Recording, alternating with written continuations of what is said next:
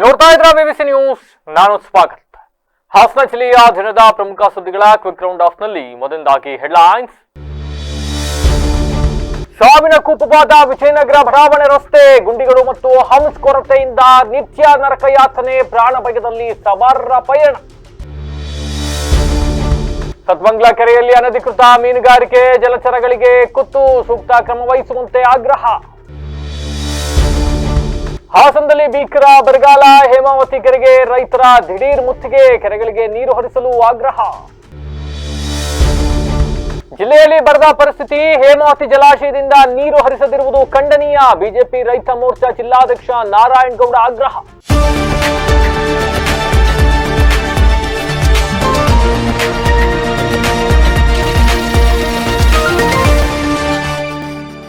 ವಾರ್ತೆಗಳ ವಿವರ. ಬೇಲೂರು ರಸ್ತೆಯಿಂದ ಸಕಲೇಶ್ಪುರ ರಸ್ತೆಗೆ ಸಂಪರ್ಕ ಕಲ್ಪಿಸುವ ಪರಿಣಿತ ಕನ್ವೆನ್ಷನ್ ಹಾಲ್ ಅಂತಕ್ಕಂಥ ಚೌಟ್ರಿ ಮುಂಭಾಗ ರಸ್ತೆಯಲ್ಲಿ ಬೃಹತ್ ಗಾತ್ರದ ಹಳ್ಳಗಳು ಬಿದ್ದಿರ್ತಕ್ಕಂಥದ್ದು ಮತ್ತೆ ಯಾವುದೇ ವೈಜ್ಞಾನಿಕ ಹಂಸ ಇಲ್ಲದಿರ್ತಕ್ಕಂಥ ಹಿನ್ನೆಲೆಯಲ್ಲಿ ನಿತ್ಯ ಸರಣಿ ಅಪಘಾತಗಳು ಸಂಭವಿಸ್ತಾ ಇದ್ದು ಸವಾರರು ಜೀವ ಭಯದಲ್ಲೇ ಓಡಾಡುವಂತಾಗಿದೆ. ಇದು ಅತ್ಯಂತ ಜನದಟ್ಟಣೆಯ ಪ್ರದೇಶವಾಗಿದ್ರು ಕೂಡ ಪ್ರತಿದಿನ ಸಾವಿರಾರು ಸಂಖ್ಯೆಯಲ್ಲಿ ಲಾರಿ, ಬಸ್ಸು, ಕಾರು, ದ್ವಿಚಕ್ರ ವಾಹನಗಳು ಈ ಮಾರ್ಗವಾಗಿ ಸಂಚರಿಸ್ತವೆ. ಆದ್ರೆ ಸಂಬಂಧಪಟ್ಟ ಇಲಾಖೆಯ ನಿರ್ಲಕ್ಷ್ಯದಿಂದ ರಸ್ತೆ ಸಂಪೂರ್ಣ ಹದಗೆಟ್ಟಿದ್ದು, ವೃತ್ತದ ಸುತ್ತಮುತ್ತ ರಸ್ತೆ ಡಾಂಬರು ಕಿತ್ತು ಹೋಗಿ ದೊಡ್ಡ ಮಟ್ಟದ ಹಳ್ಳೆಗಳು ಬಿದ್ದಿದ್ರು ಕೂಡ ಸಂಬಂಧಪಟ್ಟವರೇ ಚೇತರಿಸ್ತಾ ಇಲ್ಲ. ವಾಹನ ಸವಾರರು ಗುಂಡಿಗಳನ್ನ ತಪ್ಪಿಸೋದಕ್ಕೆ ಡ್ಯಾನ್ಸ್ ಮಾಡ್ಕೊಂಡು ಓಡಾಡಬೇಕಾದಂತ, ಆಫ್ ರೋಡ್ ಅಲ್ಲಿ ಓಡಾಡಬೇಕಾದಂತ ಸ್ಥಿತಿ ನಿರ್ಮಾಣ ಆಗಿದೆ. ಎಷ್ಟು ಜನ ಬಿದ್ದು ಕೈ ಕಾಲು ಮುರ್ಕೊಂಡಿದ್ದಾರೆ. ವೃತ್ತದ ಬಳಿ ವಾಹನಗಳು ವೇಗವಾಗಿ ಹೋಗೋದನ್ನ ನಿಯಂತ್ರಣ ಮಾಡ್ತಕ್ಕಂತ ಹಿನ್ನೆಲೆಯಲ್ಲಿ ಯಾವುದೇ ಹಂಸ ಆಗಿರಬಹುದು, ಸೂಚನಾ ಫಲಕಗಳಾಗಿರಬಹುದು, ಯಾವುದನ್ನು ಅಳವಡಿಸಿಲ್ಲ. ಮಳೆಗಾಲದಲ್ಲಿ ನೀರು ತುಂಬಿಕೊಂಡ್ರೆ ಗುಂಡಿ ಯಾವುದು, ರಸ್ತೆ ಯಾವುದು ಅಂತ ಗೊತ್ತಾಗದೇ ಇರತಕ್ಕಂತ ಸ್ಥಿತಿ ನಿರ್ಮಾಣ ಆಗಿದೆ. ರಾತ್ರಿ ವೇಳೆಯಲ್ಲಂತೂ ಇಲ್ಲಿ ಸಂಚರಿಸ್ತಕ್ಕಂಥದ್ದು ಒಂಥರ ಜೀವವನ್ನ ಕೈಲಿಟ್ಕೊಂಡು ಓಡಾಡಬೇಕಾದಂತ ಸ್ಥಿತಿ ನಿರ್ಮಾಣ ಆಗಿದೆ. ಪ್ರಾಣ ಹಾನಿ ಯಾವ್ದಾದ್ರೂ ಸಂಭವಿಸುವ ಮುನ್ನ ಸಂಬಂಧಪಟ್ಟ ಇಲಾಖೆ ಅಧಿಕಾರಿಗಳು, ಜನಪ್ರತಿನಿಧಿಗಳು ಎಚ್ಚೆತ್ಕೋಬೇಕು. ತಕ್ಷಣವೇ ರಸ್ತೆ ಗುಂಡಿಯನ್ನ ಮುಚ್ಚಿ ವೈಜ್ಞಾನಿಕ ರೀತಿಯಲ್ಲಿ ಹಂಸು, ಸೂಚನಾ ಫಲಕಗಳನ್ನ ಅಳವಡಿಸಬೇಕು ಅಂತ ಸಾರ್ವಜನಿಕರು ಮತ್ತೆ ವಾಹನ ಸವಾರರು ಒತ್ತಾಯಿಸಿದ್ದಾರೆ. ಇನ್ನು ಇವೆಲ್ಲದಕ್ಕಿಂತ ನಾವಿಲ್ಲಿ ಗಮನಿಸಬೇಕಾದಂತ ಅಂಶ ಏನು ಅಂತ ಅಂದ್ರೆ, ಪರಿಣಿತ ಕನ್ವೆನ್ಷನಲ್ ಹಾಲ್ ಅಂತ ಇದೆ. ಈ ಕನ್ವೆನ್ಷನ್ ಹಾಲ್ ನ ಮಾಲೀಕರು JCB ಚಂದ್ರು ಅಂತ. ನೆನ್ನೆ ಸ್ವತಂತ್ರ ದಿನಾಚರಣೆ ಸಂದರ್ಭದಲ್ಲಿ ವೇದಿಕೆ ಮೇಲೆ ಸಚಿವರೊಟ್ಟಿಗೆ ಕಾಣಿಸಿಕೊಂಡ JCB ಚಂದ್ರು ಅವರು ಹಾಸನ ವಿಧಾನಸಭಾ ಕ್ಷೇತ್ರದ ಮುಂದಿನ ಶಾಸಕರಾಗಬೇಕೆಂಬ ಕನಸನ್ನ ಹೊತ್ತು ಹೋರಾಡ್ತಾ ಇರೋರು. ವಿಪರ್ಯಾಸ ಅಂತ ಅಂದ್ರೆ ಇದೇ JCB ಚಂದ್ರು ಅವರ ಮಾಲೀಕತ್ವದ ಪರಿಣಿತ ಚೌಟ್ರಿ ಮುಂಭಾಗ ಆಳೆತ್ತರದ ಗುಂಡಿಗಳು ಬಿದ್ದಿದ್ದಾವೆ. ಬಿದ್ದು ಸುಮಾರು ವರ್ಷಗಳೇ ಕಳೆದಿದ್ದಾವೆ. ಜನ ಹೇಳ್ತಾರೆ ಇಡೀ ಕ್ಷೇತ್ರದ ಶಾಸಕರಾಗಬೇಕು ಅನ್ನೋ ಕನಸು ಹೊತ್ಕೊಂಡು ಓಡಾಡ್ತಾ ಇರೋ JCB ಚಂದ್ರಣ್ಣ ಅವ್ರ ಚೌಟ್ರಿ ಮುಂದ್ಗಡೆ ಬಿದ್ದಿರೋ 400 ಮೀಟರ್ ರಸ್ತೆನೆ ಸರಿ ಮಾಡಿಸ್ಕೊಳಕ್ಕಾಗಿಲ್ಲ. ಅವ್ರದೇ ಸರ್ಕಾರ ಅಧಿಕಾರದಲ್ಲಿದೆ, ಆದ್ರೂ ಕೂಡ ಅವ್ರ ಚೌಟ್ರಿ ಮುಂದಿನ ರಸ್ತೆನೆ ಸರಿ ಮಾಡಿಸ್ಕೊಳಕ್ ಆಗದಿರೋ JCB ಚಂದ್ರು ಅವರು ಇಡೀ ಕ್ಷೇತ್ರದ ಹೆಂಗೆ ಸಂಚಾರ ಮಾಡ್ತಾರೆ, ಇಡೀ ಕ್ಷೇತ್ರದ ಅಭಿವೃದ್ಧಿ ಹೆಂಗ್ ಪಡಿಸ್ತಾರೆ ಅಂತ ಜನ ಮಾತಾಡ್ತಾ ಇದ್ದಾರೆ.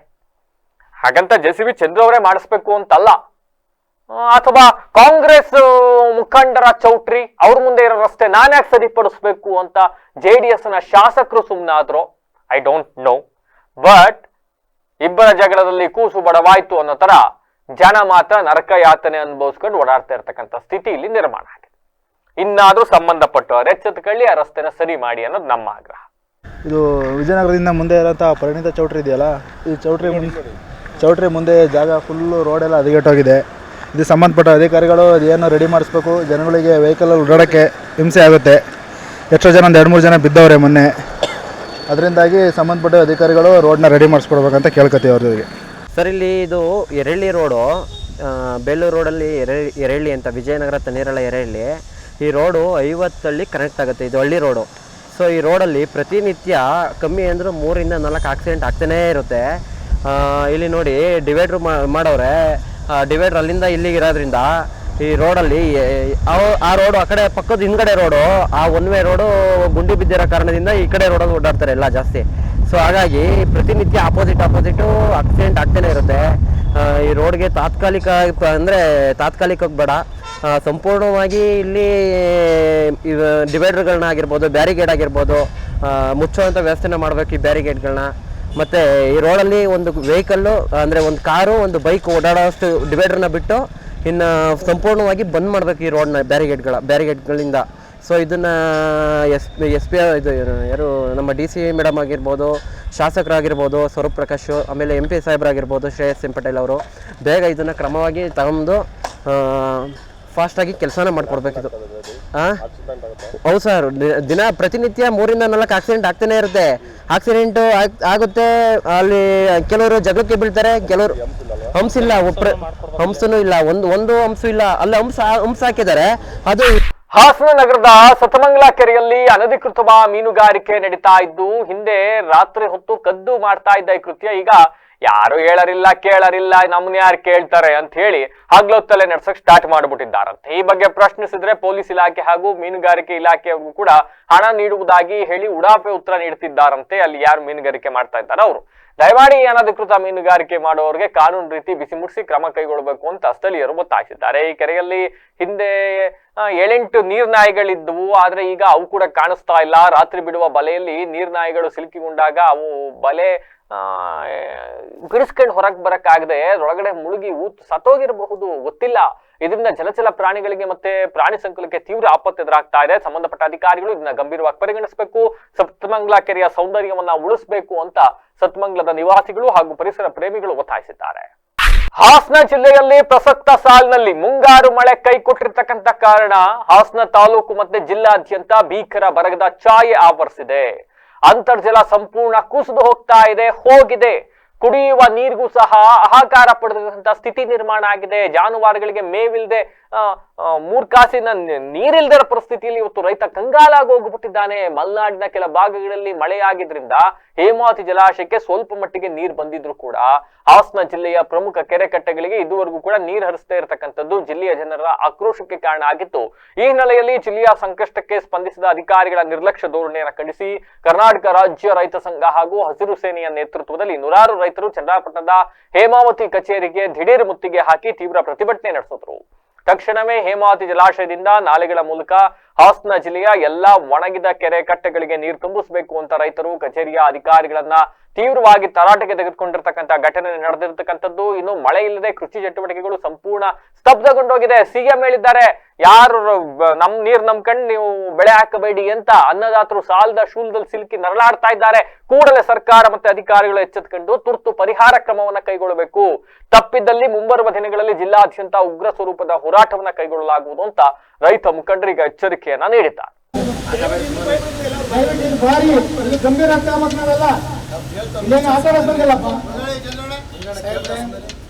ನಾವು ಈ ರಾಜ್ಯದ ಹಿತನ ಕಾಪಾಡೋದು. ಈಗಾಗಲೇ ಬರಗಾಲ ಬಂದು ಸರ್ಕಾರದಲ್ಲಿ ಘೋಷಣೆ, ಯಾಕೆಂದ್ರೆ 10ನೇ ತಾರೀಕಲ್ಲಿ ನೀರು ಬಿಡ್ತೀವಿ, ವಿಧಾನಸೌಧದಲ್ಲಿ ಮಾತುಕತೆ ಮಾತಾಡಿ ನೀರು ಬಿಡ್ತೀವಿ ಅಂತ 10ನೇ ತಾರೀಕು ಬಿಟ್ಟು ಯಾರು ಗಂಭೀರಕ್ಕೆ ಬಂದು 1 ದಿವಸ 2 ದಿವಸಕ್ಕೆ ಬಾಕ್ಲು ಹಾಕಿದ್ರಿ.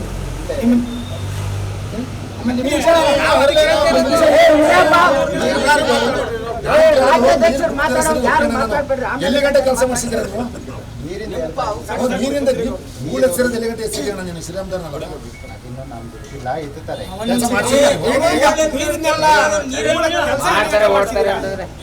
ಮೊನ್ನೆ ಶ್ರೀರಾಮದಾರ ಬಾಕ್ಲು ಎತ್ತಿಲ್ವ ನೀವು? ಶ್ರೀರಾಮದಾರ ಬಾಕ್ಲು ಎತ್ತಿಲ್ವ? 15 ದಿವಸದಲ್ವೇ ಉತ್ತರ ಕೊಡಕ್ಕೆ ಹೇಮಾವತಿ ಆಫೀಸ್ಗೆ ಮುತ್ತಿಗೆ ಕಾರ್ಯಕ್ರಮ ಏನು ಹಮ್ಮಿಕೊಂಡಿದ್ದು 13ನೇ ತಾರೀಕಲ್ಲಿ ಒಂದು ಲೆಟ್ರನ್ನ ಕೊಡ್ತೀವಿ. 17ರೊಳಗೆ ನೀರು ಬಿಡ್ಲಿಲ್ಲ ಅಂದರೆ ನಾವು ಹೇಮಾವತಿ ಮುತ್ತಿಗೆ ಹಾಕ್ತೀವಿ ಅಂತ. ಅದೇ ಥರ 15ನೇ ತಾರೀಕಿಗೆ ನೀರು ಬಿಟ್ಟಾರೆ, ಸ್ವಾಗತ ಮಾಡ್ತೀವಿ, ಇಲ್ಲ ಅಂತಲ್ಲ. ನೀರು ಬಿಟ್ಟ ಮೇಲೆ ನಮ್ಮನ್ನ ಕಣ್ಣೋರ್ಸೋ ಕೆಲಸ ಆಗುತ್ತೆ ಅಂತ ನಮಗೆ ಗೊತ್ತಿತ್ತು. ಅದ್ರ ಸಂಬಂಧಪಟ್ಟ ಸೂಪರ್ಟೆಂಟ್ ಇರ್ಬೋದು, ಜೈ ಇರ್ಬೋದು, ಇಂಜಿನಿಯರ್ ಇರ್ಬೋದು, ಎಲ್ಲ ಇರಬೇಕು ಅಂತ ಹೇಳಿದ್ದು. ನಾವು ಬರ್ತೀವಿ ಅಂತ ಗೊತ್ತಿದ್ರು ಸೂಪರ್ಟೆಂಟ್ ಇರ್ಬೋದು, ಜೈ ಇರ್ಬೋದು, ಇಂಜಿನಿಯರ್ಗಳಲ್ಲಿ ಎಲ್ಲ ನಾಪತ್ತೆ ಆಗಿದ್ದಾರೆ, ಕದ್ದೋಗಿದ್ದಾರೆ. ಯಾಕೆ ಅಂದರೆ ನೀರು ಹೋಗ್ತಿದೆ, ಒಂದು ಕೆರೆ ಕಟ್ಟೆಗಳಿಗೆ ನೀರು ತುಂಬಿಸ್ತಾ ಇಲ್ಲ ಇವರು, ಹೂಳೆತ್ತಿಲ್ಲ. ಈಗೆಲ್ಲ ಶ್ರೀರಾಮದಾರ ಕಟ್ಟೆ ನಮಗೆ ಸುಳ್ಳು ಹೇಳ್ತಾರೆ, ನೀರು ಬಿಟ್ಟಿದ್ದೀವಿ ನೀರು ಬಂದಿಲ್ಲ ಅಂತ. ಈಗ ಕೇಳ್ತೀವಿ, ಒಂದನಿ ನೀರು ಆಚೆಗೆ ಹೋಗಿಲ್ಲ. ಈಗಾಗಲೇ ನೀರು ಬಿಟ್ಟಿದ್ದಾರೆ, ಆ ನೀರು ಯಾಕೆ ಕೆರೆಗೂ ಹೋಗ್ತಾ ಇಲ್ಲ. ಅದನ್ನ ಜಾಪನೆ ಕಾಪಾಡ್ರಪ್ಪ, ನೀರು ತುಂಬ್ತಾರಪ್ಪ ಅಂತ ಹೇಳಕ್ಕೆ ಬಂದು. ಆ ನೀರು ಯಾಕೆ ಯಾವುದೋ ಭತ್ತ ಬೆಳೆಯೋಕ್ಕೆ, ಕಬ್ಬು ಬೆಳೆಯೋಕ್ಕೆ, ರಾಗಿ ಬೆಳೆಯೋಕ್ಕಲ್ಲ, ಜನರುಗಳು ಅಕ್ಕಿ ಪಕ್ಷಿಗಳು ನೀರು ಕುಡಿಯೋಕ್ಕೆ, ಅಂತರ್ಜಲ ಹಾಳಾಗ್ದಂಗೆ ಇರಲಿ, ಕಟ್ಟೆಗಾರ ನೀರು ತುಂಬಕ್ಕೆ ಹೇಳಿದ್ದು. ಇವ್ರು ನೀರನ್ನ ತುಂಬಿಸಲ್ಲ, ಕಳ್ಳರು ಇವತ್ತು ಬರ್ತೀವಿ ಅಂತ ಒಬ್ಬರು ಇಲ್ದಂಗೆ ಕದ್ದೋಗಿದ್ದಾರೆ ಅಂದರೆ ಇಲ್ಲಿ ಉತ್ತರ ಕೊಡೋಕೆ ಒಬ್ಬರು ಇಲ್ಲ.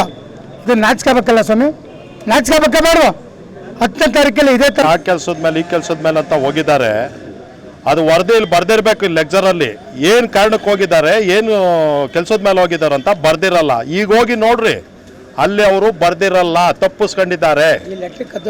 ಈ ಲೆಟರ್ಗಳೆಲ್ಲ ನೋಡ್ಬಿಟ್ಟು ಬೇಕು ಅಂತ ಕದ್ದು ಎಲ್ಲೋ ಹೋಗಿದ್ದಾರೆ.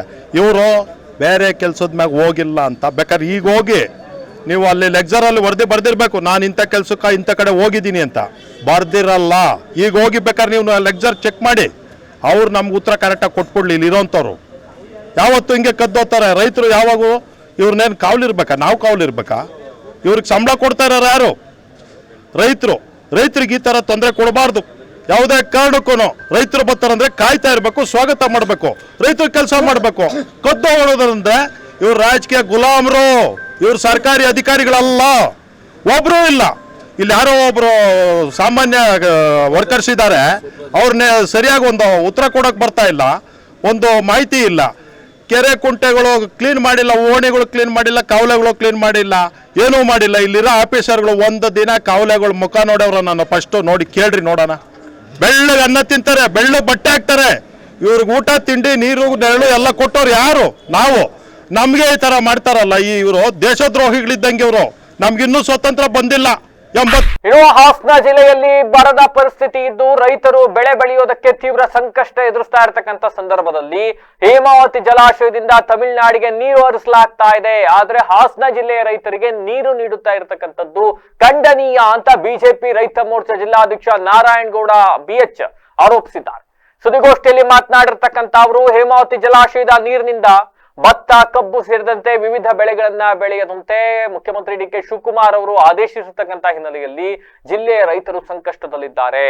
ಇಂತಹ ಸಂದರ್ಭದಲ್ಲಿ ಪಕ್ಕದ ತಮಿಳುನಾಡಿಗೆ ನೀರು ಹರಿಸ್ತಾ ಇರತಕ್ಕಂಥದ್ದು, ಆದ್ರೆ ಜಿಲ್ಲೆಯ ರೈತರಿಗೆ ಅನ್ಯಾಯ ಮಾಡ್ತಾ ಇದ್ದಾರೆ. ತಮಿಳುನಾಡಲ್ಲಿ ಈಗಾಗಲೇ 2 ಬೆಳೆಗಳನ್ನ ಬೆಳೆದಾಗೋಗಿದೆ. ಹಾಸನ ಸೇರಿದಂತೆ ಹೇಮಾವತಿ ನೀರಿನ ಅವಲಂಬಿತ ಪ್ರದೇಶಗಳ ರೈತರಿಗೆ ಬೆಳೆ ಬೆಳೆಯೋದಕ್ಕೆ ನೀರು ದೊರಕ್ತಾ ಇಲ್ಲ. ಇದರಿಂದ ಹಾಸನ, ಮಂಡ್ಯ, ತುಮಕೂರು ಜಿಲ್ಲೆಗಳ ರೈತರಿಗೆ ಅನಾನುಕೂಲವಾಗ್ತಾ ಇರತಕ್ಕಂಥ ಜೊತೆಗೆ ಮುಂದಿನ ದಿನಗಳಲ್ಲಿ ಕುಡಿಯೋದಕ್ಕೂ ಕೂಡ ನೀರಿನ ಸಮಸ್ಯೆ ಎದುರಾಗ್ತಕ್ಕಂಥ ಸಾಧ್ಯತೆ ಇದೆ ಅಂತ ಆತಂಕವನ್ನ ವ್ಯಕ್ತಪಡಿಸಿದ್ದಾರೆ ನಾರಾಯಣಗೌಡರು. ಜಿಲ್ಲಾ ಬಿಜೆಪಿ ರೈತ ಮೋರ್ಚಾ ವತಿಯಿಂದ ಗೊರೂರು ಅಣೆಕಟ್ಟೆಯ ಮುಖ್ಯ ಇಂಜಿನಿಯರ್ ಅವರಿಗೆ ನೀರು ಹರಿಸುವಂತೆ ಮನವಿಯನ್ನು ಸಲ್ಲಿಸಲಾಗಿದೆ. ಪ್ರಸ್ತುತ ಜಲಾಶಯ ಪೂರ್ಣಗೊಳ್ಳಲು ಕೇವಲ 7 ಅಡಿ ನೀರು ಬರಬೇಕಾಗಿದ್ದು, ಈ ಹಿನ್ನೆಲೆಯಲ್ಲಿ ಕೂಡಲೇ ರೈತರಿಗೆ ನೀರು ಹರಿಸುವ ಕ್ರಮವನ್ನ ಕೈಗೊಳ್ಳಬೇಕು. ಒಂದು ವೇಳೆ ನಮ್ಮ ಮನವಿಯನ್ನ ತಿರಸ್ಕರಿಸಿ ರೈತರಿಗೆ ತೊಂದರೆ ಮುಂದುವರಿಸಿದ್ರೆ ಜಿಲ್ಲಾಧಿಕಾರಿಗಳ ಕಚೇರಿ ಹಾಗೂ ಅಣೆಕಟ್ಟಿನ ಮುಖ್ಯ ಇಂಜಿನಿಯರ್ ಕಚೇರಿ ಎದುರು ಉಗ್ರ ಪ್ರತಿಭಟನೆ ನಡೆಸಲಾಗುವುದು ಅಂತಕ್ಕಂಥ ಎಚ್ಚರಿಕೆಯನ್ನ ನೀಡಿದ್ದಾರೆ. ಇನ್ನು ಸುದ್ದಿ ಮಾಧ್ಯಮ ವಕ್ತಾರ ಮೋಹನ್, ಯೋಗೇಶ್ ಗೌಡ, ನಟರಾಜ್, ಮಹೇಶ್ ಹಾಗೂ ವೇದಾವತಿ ಉಪಸ್ಥಿತರಿದ್ದರು. ನೀರಾವರಿ ವಿಚಾರದ ಬಗ್ಗೆ ಈ ದಿವಸ ಮಾತಾಡಲಿದ್ದೇನೆ. ನಾವು ಗೊರೂರು ಅಣೆಕಟ್ಟಿನಿಂದ ಇದುವರೆಗೂ ಸಹ ನೀರು ಬಿಟ್ಟಿರಲಿಲ್ಲ. ಜೊತೆಗೆ ನಮ್ಮ ಜಿಲ್ಲೆಯಲ್ಲಿ ಹಿಂದೆಂದೂ ಕಾಣದಂಥ ಬರ ಪರಿಸ್ಥಿತಿ ನಿರ್ಮಾಣ ಆಗಿದೆ. ಬೆಳೆಗಳು ಕೂಡ ರೋಗ ಬಾಧೆಯಿಂದ ಹಾಳಾಗಿದ್ದಾವೆ. ಜೊತೆಗೆ ನಾಲೆಯಿಂದ ನೀರು ಬಿಡದೇ ಯಾರೂ ಸಹ ಗದ್ದೆಗಳಲ್ಲಿ ಪೈರುಗಳನ್ನ ಮಾಡ್ತಾಯಿಲ್ಲ. ಆದರೆ ನಮ್ಮ ಮುಖ್ಯಮಂತ್ರಿಗಳು ರೈತರಿಗೆ ಮನವಿಯನ್ನು ಮಾಡ್ತಾರೆ, ನೀವು ಯಾರು ಬೆಳೆಯನ್ನು ಬೆಳಿಬೇಡಿ, ಗದ್ದೆಗಳಲ್ಲಿ ನೀರಾವರಿ ನಂಬ್ಕೊಂಡು ನೀವು ಯಾರೂ ಬೆಳೆ ಬೆಳಿಬೇಡಿ ಅಂತ ಮಾನ್ಯ ಮುಖ್ಯಮಂತ್ರಿಗಳು ಹೇಳ್ತಾರೆ. ನಮಗೇನಿದ್ರು ಕುಡಿಯೋ ನೀರಿಗೆ ಮಾತ್ರ ಅಂತ. ಆದರೆ ಡ್ಯಾಮು ತುಂಬಿಲ್ಲ, ಇದುವರೆಗೂ KRS ತುಂಬಿಲ್ಲ, ಹೇಮಾವತಿ ಡ್ಯಾಮು ತುಂಬಿಲ್ಲ. ಮಳೆಗಾಲ ಅಂತೂ ಭಾಳ ಕಡಿಮೆ ಆಗಿದೆ. ಈಗ ಬತ್ತ ನೀರು ಒಳಹರಿವು ಇದು ಕೂಡ ಕಡಿಮೆ ಆಗಿದೆ. ಇಂಥ ಸಂದರ್ಭದಲ್ಲಿ ಮಾನ್ಯ ಮುಖ್ಯಮಂತ್ರಿಗಳು ಹೇಳ್ತಾರೆ, ಬರೀ ನೀವು ಬೆಳೆ ಬೆಳಿಬೇಡಿ, ಬರೀ ನೀವು ಕುಡಿಯೋ ನೀರು ಇಟ್ಕೊಳ್ಳಿ ಅಂದರೆ ರೈತರು ಜೀವನ ಮಾಡೋದು ಹೆಂಗೆ, ಅನ್ನ ಬೆಳೆಯೋದಂಗೆ, ಊಟ ಮಾಡೋದು ಹೆಂಗೆ ಅನ್ನೋದೇ ಅರ್ಥ ಆಯ್ತಾ ಇಲ್ಲ. ನಾವು ಇದ್ರ ಬಗ್ಗೆ ಒಂದು ವಾರದ ಹಿಂದೆ ಡ್ಯಾಮ್ನ ಮುಖ್ಯ ಇಂಜಿನಿಯರನ್ನು ಕಚೇರಿ ಮುಂದೆ ಧರಣಿಯನ್ನು ಮಾಡಿ, ಪ್ರತಿಭಟನೆಯನ್ನು ಮಾಡಿ, ನೀವು ನಾಲೆಗಳಿಗೆ ನೀರು ಹರಿಸಲೇಬೇಕು, ರೈತರು ಬೆಳೆ ಬೆಳೆಯೋಕ್ಕೆ ಅನುಕೂಲ ಮಾಡಿಕೊಡ್ಬೇಕು ಅನ್ನೋ ಉದ್ದೇಶದಿಂದ ನಾವು ಹೋರಾಟವನ್ನು ಮಾಡಿದ್ವಿ. ಈಗ ನಿನ್ನೆಯಿಂದ ಹೋರಾಟದ ಫಲವಾಗಿ ಎಡದಂಡೆ ಬಲದಂಡೆಗೆ ಅದು ಕೆರೆಗೆ ನೀರು ತುಂಬಿಸೋಕ್ಕೋಸ್ಕರ ನೀರು. ಕಳೆದ 50-60 ವರ್ಷಗಳಿಂದ ಹಾಸನ ಜಿಲ್ಲಾ ಕಾಂಗ್ರೆಸ್ ಅಧ್ಯಕ್ಷ ಸ್ಥಾನವನ್ನ ಪರಿಶಿಷ್ಟ ಜಾತಿ ಪರಿಶಿಷ್ಟ ಪಂಗಡ ಸಮುದಾಯಕ್ಕೆ ನೀಡದಿರುವುದು ವಿಷಾದನೀಯ. ಪಕ್ಷದ ಸಂಘಟನೆ ಹಾಗೂ ಗೆಲುವಿನ ನಿರಂತರವಾಗಿ ಬೆಂಬಲವನ್ನ ನೀಡ್ತಾ ಇರತಕ್ಕಂತ SC/ST ಸಮುದಾಯಕ್ಕೆ ಈ ಬಾರಿ ಜಿಲ್ಲಾ ಕಾಂಗ್ರೆಸ್ ಅಧ್ಯಕ್ಷ ಸ್ಥಾನ ನೀಡಬೇಕು ಅಂತ ಮಾಜಿ ಸಹ ಸಂಚಾಲಕ ರತನ್ ಒತ್ತಾಯಿಸಿದ್ದಾರೆ. ಸುದ್ದಿಗೋಷ್ಠಿಯಲ್ಲಿ ಮಾತನಾಡಿರ್ತಕ್ಕಂಥ ಅವರು, ಹಾಸನ ಜಿಲ್ಲಾ ಕಾಂಗ್ರೆಸ್ ಇತಿಹಾಸದಲ್ಲಿ ವಿವಿಧ ಸಮುದಾಯಗಳಿಗೆ ಅಧ್ಯಕ್ಷ ಸ್ಥಾನ ನೀಡಲಾಗಿದೆ, ಆದರೆ ಪರಿಶಿಷ್ಟ ಜಾತಿ ಮತ್ತೆ ಪರಿಶಿಷ್ಟ ಪಂಗಡದ ಸಮುದಾಯಕ್ಕೆ ಮಾತ್ರ ಸೂಕ್ತ ಪ್ರಾತಿನಿಧ್ಯವನ್ನ ನೀಡ್ತಾ ಇಲ್ಲ. ಹಾಸನ ಜಿಲ್ಲೆಯಲ್ಲಿ ಸುಮಾರು 5 ಲಕ್ಷಕ್ಕೂ ಅಧಿಕ SC/ST ಮತದಾರರಿದ್ದು ಕಾಂಗ್ರೆಸ್ ಪಕ್ಷಕ್ಕೆ ಬೆನ್ನೆಲುಬಾಗಿ ನಿಂತಿದ್ದಾರೆ. ಆದರೂ ಕೂಡ ಅಧಿಕಾರ ಹಾಗೂ ಪಕ್ಷದ ಪ್ರಮುಖ ಸ್ಥಾನಮಾನಗಳನ್ನ ನೀಡೋದ್ರಲ್ಲಿ ದಲಿತ ಸಮುದಾಯವನ್ನ ಕಡೆಗಣಿಸಲಾಗ್ತಾ ಇದೆ. ಜಿಲ್ಲೆಯ ಮೀಸಲು ವಿಧಾನಸಭಾ ಕ್ಷೇತ್ರದಲ್ಲಿಯೂ ಕೂಡ ಸ್ಥಳೀಯವಾಗಿ ಪಕ್ಷಕ್ಕಾಗಿ ಹಲವು ವರ್ಷಗಳಿಂದ ದುಡಿದ ಸಮರ್ಥ SC/ST ಅಭ್ಯರ್ಥಿಗಳಿದ್ರು ಕೂಡ ಹೊರ ಜಿಲ್ಲೆಗಳು ಇಲ್ಲಿಂದ ಟಿಕೆಟ್ ನೀಡ್ತಾ ಇರ್ತಕ್ಕಂಥದ್ದು ಅವರಿಗೆ ಇದೆಷ್ಟರ ಮಟ್ಟಕ್ಕೆ ಸರಿ? ಇನ್ನು ಮುಂದೆ ಆದ್ರೂ ಕಾಂಗ್ರೆಸ್ ನಾಯಕರು ಎಚ್ಚೆತ್ತುಕೊಂಡು ಜಿಲ್ಲೆಯ SC/ST ಸಮುದಾಯಕ್ಕೆ ಸೂಕ್ತ ಸ್ಥಾನಮಾನವನ್ನ ನೀಡಬೇಕು. ಇಲ್ಲದಿದ್ರೆ ಜಿಲ್ಲೆಯ ಎಲ್ಲಾ ತಾಲೂಕುಗಳಲ್ಲಿ ಪ್ರವಾಸ ಮಾಡಿ ದಲಿತ ಸಮುದಾಯಕ್ಕೆ ಆಗ್ತಾ ಇರ್ತಕ್ಕಂಥ ಅನ್ಯಾಯದ ಕುರಿತು ಜಾಗೃತಿ ಮೂಡಿಸಲಾಗ್ತದೆ. ಇದು ಪಕ್ಷದ ನಾಯಕರಿಗೆ ಎಚ್ಚರಿಕೆಯ ಗಂಟೆ ಅಂತ ತಿಳಿಸಿದ್ದಾರೆ. ಸುದ್ದಿಗೋಷ್ಠಿಯಲ್ಲಿ ವಿಜಯ್ ಕುಮಾರ್, ಮಲ್ಲೇಶ್, ಕೃಷ್ಣಪ್ಪ ಸೇರಿದಂತೆ ಇನ್ನಿತರರು ಹಾಜರಿದ್ದರು. ನಾವು ನಮ್ಮ ಸಮುದಾಯದವರು ಯಾವುದರಲ್ಲೂ ಕಡಿಮೆ ಇಲ್ಲ, ವಿದ್ಯಾಭ್ಯಾಸದಲ್ಲಿದ್ದೀವಿ, ಹಣದಲ್ಲಿದ್ದೀವಿ, ಎಲ್ಲದರಲ್ಲಿದ್ದೀವಿ. ಆದರೂ ಕಾಂಗ್ರೆಸ್ ಮುಖಂಡರುಗಳು ಯಾಕೆ ಈ ಪಕ್ಷದಲ್ಲಿ ಇದ್ದುಕೊಂಡು ಕಾಂಗ್ರೆಸ್ ಪಕ್ಷದಲ್ಲಿ ಇದ್ದುಕೊಂಡು ನಾವು ನಮ್ಮನ್ನು ಈ ಅಧ್ಯಕ್ಷ ಸ್ಥಾನದಿಂದ ಯಾಕೆ ವಂಚಿತರಾಗಿ ಮಾಡ್ತಿದ್ದಾರೆ ಅನ್ನೋದು ನಮ್ಮ ಪ್ರಶ್ನೆ. ಈ ರೀತಿ ಆಗಬಾರ್ದು. ಇದು ನೋಡಿ, ಈ ಹಿಂದೆ ಹೇಳಿಕೆಯಲ್ಲಿ ಬರ್ತಿದ್ದೀನಿ, ಅವರೆಲ್ಲರೂ ಅಧ್ಯಕ್ಷರಾಗಿದ್ದಾರೆ, ಕೆಲವರು ರಿಪೀಟ್ ಆಗಿದ್ದಾರೆ. ಆದರೆ ನಮ್ಮ ಸಮುದಾಯದವರು ಏನು ನಾವು ಈ ಥರ ವಂಚಿತರಾಗ್ತಿದ್ದೀವಿ ನಮಗೆ ಗೊತ್ತಾಗ್ತಾ ಇಲ್ಲ. ಇದು ಅವ್ರು ಬೇಕಂತ ಮಾಡ್ತಿದ್ದಾರೋ ಅಥವಾ ಈ ಸಮುದಾಯದನ್ನು ಹಂಗೆ ತುಣಿಬೇಕು ಅಂತ ಮಾಡ್ತಿದ್ದಾರೋ ಗೊತ್ತಿಲ್ಲ. ಅದಕ್ಕೆ ನಾವು ಮಾನ್ಯ ಸಂಸದರ ಪಟೇಲ್ರವ್ರಿಗೆ, ಈಗ ನೂತನವಾಗಿ ಸಚಿವರಾದಂಥ ಶಿವಲಿಂಗೇಗೌಡರಿಗೆ, DK ಶಿವಕುಮಾರ್ ಅವರಿಗೆ, ಅವರಲ್ಲಿ ನಾವೇನು ಮನವಿ ಮಾಡ್ಕೊತೀವಿ ಅಂತಂದರೆ, ಈ ಬಾರಿ ಆದರೂ ನಮಗೆ ಒಂದು 4 ರಿಂದ 5 ಜನ ಆಲ್ರೆಡಿ ಅದು ಅರ್ಜಿ ಹಾಕಿದ್ದಾರೆ, ಪಕ್ಷಕ್ಕೆ ಹಾಕಿದ್ದಾರೆ ಅಧ್ಯಕ್ಷ ಸ್ಥಾನಕ್ಕೆ. ಯಾರಿಗಾದರೂ ಸಿಗ್ಬೋದು, ಇಂಥವ್ರಿಗೆ ಕೊಡಿ ಅಂತ ನಾವೇನು ಹೇಳ್ತಿಲ್ಲ. ಒಟ್ಟಾರೆ ಏನು 5 ಜನ ಹಾಕಿದ್ದಾರೆ, ನಮಗೆ ಬಂದಿರೋ ಮಾಹಿತಿ ಪ್ರಕಾರ 5 ಜನರಲ್ಲಿ ಯಾರಿಗಾದರೂ ಒಬ್ಬರಿಗೆ ಕೊಡಿ, ದಲಿತರಿಗೆ ಸಲ ಅವಕಾಶ ಕೊಡಿ ಪಕ್ಷ ಸಂಘಟನೆಗೆ. ಆಮೇಲೆ ನಮ್ಮನ್ನು ಹೇಗೆ ಅಂತಂದರೆ ಮೊದಲಿಂದನೂ ಅಸ್ಪೃಶ್ಯತರನೇ ಕಾಣ್ತದೆ ನಮ್ಮ ಕಾಂಗ್ರೆಸ್ ಪಕ್ಷದವರು ಕೂಡ. ನಾವು ನಿಜವಾದ ಬೆನ್ನೆಲುಬು ಅಂತಂದರೆ ನಾವು SC/ST ಹಾಸನ ಜಿಲ್ಲೆಯಲ್ಲಿ ಈ ಬೆನ್ನೆಲುಬು ಬಿಡ್ತಕ್ಕಂಥ ಜನರಿಗೆ ಸ್ಥಾನಮಾನ ಕೊಡೋಕ್ಕೆ ಹಿಂಜರಿತಿದ್ದಾರೆ. ಅದಕ್ಕೆ ಕಾರಣ ನಮ್ಮ ಕಾಂಗ್ರೆಸ್ಸು ರಾಜ್ಯ ಮುಖಂಡರುಗಳ ಪಕ್ಷ ಸಂಘಟನೆಯವರು ಎಲ್ಲ ಹೇಳ್ಬೇಕು ನಮಗೆ. ಏಕೆಂತಂದರೆ 2018ರಲ್ಲಿ ಸಕಲೇಶ್ಪುರದಲ್ಲಿ ಉದಾಹರಣೆಗೆ ಹೊರ ಜಿಲ್ಲೆಯವರು ಕೊಟ್ಟರು. ಹೊರ ಜಿಲ್ಲೆಯವರು ಕೊಟ್ಟಾದ್ಮೇಲೆ ಏನಾಯ್ತಲ್ಲಿ ಹೋಯ್ತು ಕಾಂಗ್ರೆಸ್ಸು. 2023ರಲ್ಲೂ ಹೊರ ಜಿಲ್ಲೆಯವರು ಕೊಟ್ಟರು. ಏಕೆ ದಲಿತರಿಲ್ವಾ? ಎಜುಕೇಟೆಡ್. ಈಗ ಮತ್ತೊಮ್ಮೆ ಹೆಡ್ಲೈನ್ಸ್. ಸಾವಿನ ಕೂಪವಾದ ವಿಜಯನಗರ ಬಡಾವಣೆ ರಸ್ತೆ, ಗುಂಡಿಗಳು ಮತ್ತು ಹಂಸ್ ಕೊರತೆಯಿಂದ ನಿತ್ಯ ನರಕಯಾತನೆ, ಪ್ರಾಣ ಭಯದಲ್ಲಿ ಸವಾರರ ಪಯಣ. ಸತ್ಮಂಗ್ಲ ಕೆರೆಯಲ್ಲಿ ಅನಧಿಕೃತ ಮೀನುಗಾರಿಕೆ, ಜಲಚರಗಳಿಗೆ ಕುತ್ತು, ಸೂಕ್ತ ಕ್ರಮ ವಹಿಸುವಂತೆ ಆಗ್ರಹ. ಹಾಸನದಲ್ಲಿ ಭೀಕರ ಬರಗಾಲ, ಹೇಮಾವತಿ ಕೆರೆಗೆ ರೈತರ ದಿಢೀರ್ ಮುತ್ತಿಗೆ, ಕೆರೆಗಳಿಗೆ ನೀರು ಹರಿಸಲು ಆಗ್ರಹ. ಜಿಲ್ಲೆಯಲ್ಲಿ ಬರದ ಪರಿಸ್ಥಿತಿ, ಹೇಮಾವತಿ ಜಲಾಶಯದಿಂದ ನೀರು ಹರಿಸದಿರುವುದು ಖಂಡನೀಯ, ಬಿಜೆಪಿ ರೈತ ಮೋರ್ಚಾ ಜಿಲ್ಲಾಧ್ಯಕ್ಷ ನಾರಾಯಣಗೌಡ ಆಗ್ರಹ. ಇದಾಗಿ ಹೊತ್ತಿನ ವಿಶೇಷ. ನಿರಂತರ ಸುದ್ದಿಗಾಗಿ ನೋಡ್ತಾ ಇರಿ BBC TV, ಸತ್ಯದ ಕಡೆ.